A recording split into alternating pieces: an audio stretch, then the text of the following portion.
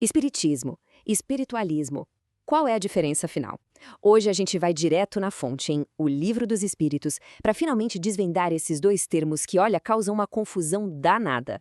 É super comum, né? Muita gente usa essas palavras como se fossem a mesma coisa. Mas, segundo quem criou esses conceitos, as ideias por trás delas são bem distintas. E para entender essa diferença, a gente precisa voltar um pouquinho no tempo, lá na origem de tudo. O codificador da doutrina Allan Kardec percebeu que precisava de uma palavra nova para uma ideia que também era completamente nova. Como o próprio Kardec escreveu, para coisas novas, palavras novas. Ele foi super direto, né? O objetivo era justamente esse, clareza. Evitar aquela confusão que acontece quando a gente usa uma palavra que já tem um monte de outros significados. Ok, então vamos lá. Para ficar bem claro, pensa assim: o espiritualismo é tipo um guarda-chuva bem grande. É uma crença mais geral, a ideia de que existe algo além da matéria. Já o espiritismo é uma doutrina específica que está debaixo desse guarda-chuva, com as suas próprias bases. E essa é a sacada principal, sabe? O espiritismo é como se fosse um galho que nasce da grande árvore do pensamento espiritualista. Isso quer dizer que todo espírita é, por definição, espiritualista. Agora, o contrário não é verdade. O próprio Kardec fez questão de amarrar bem essa definição. O espiritismo é a doutrina que se baseia na existência dos espíritos e na comunicação deles com a gente, aqui no mundo corporal. Pronto. Isso cria uma fronteira bem clara e fundamental. Tá bom, mas então, se o espiritismo é essa doutrina tão específica, o que ela ensina exatamente? Quais são os pilares que sustentam essas ideias? O que foi que os espíritos revelaram para ele? Os ensinamentos são bem abrangentes, viu? Eles formam um sistema de pensamento completo que vai desde a natureza de Deus e a imortalidade da alma, passando pela reencarnação como um caminho para a evolução, até a ideia de que a comunicação com o mundo espiritual é algo constante. E um ponto central aqui é essa noção de que o mundo espiritual é a nossa verdadeira casa, o nosso ponto de origem e de retorno.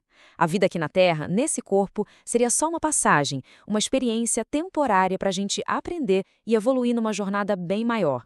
Certo. Se essa comunicação com o mundo espiritual é constante, como é que ela acontece na prática? Bom, é aí que entra uma figura essencial para o espiritismo: os médiuns. Kardec vai descrever os médiuns como pessoas que têm uma sensibilidade especial. Eles seriam as pontes, os canais, os intermediários que conseguem conectar esses dois mundos, o dos espíritos e o nosso.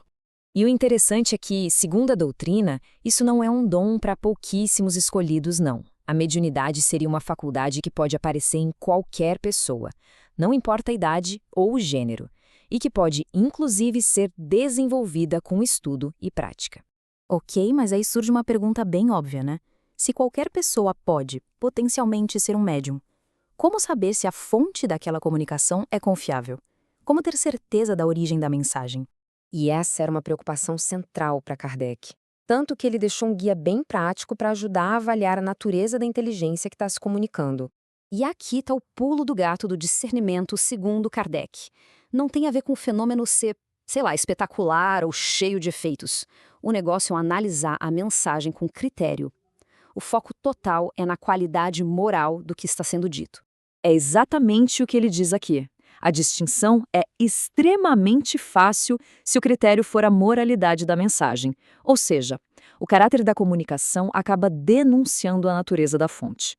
Então, ele basicamente propôs um filtro, um passo a passo, em 3 etapas. Primeiro, analise o tom da linguagem. É sério, elevado ou é superficial? Depois, examine a moralidade do conteúdo. Aquilo promove o bem? E, por fim, questione a real intenção por trás da comunicação. É para ensinar algo útil ou só para, sei lá, alimentar a vaidade? É um verdadeiro roteiro para separar o joio do trigo. No fim das contas, a grande provocação que Kardec deixa é essa. A busca é por um fenômeno para matar a curiosidade ou é por um conhecimento que pode, de fato, transformar? A diferença para ele está toda na seriedade e na intenção com que se estuda o assunto. E é isso que separa uma busca superficial de um aprendizado de verdade.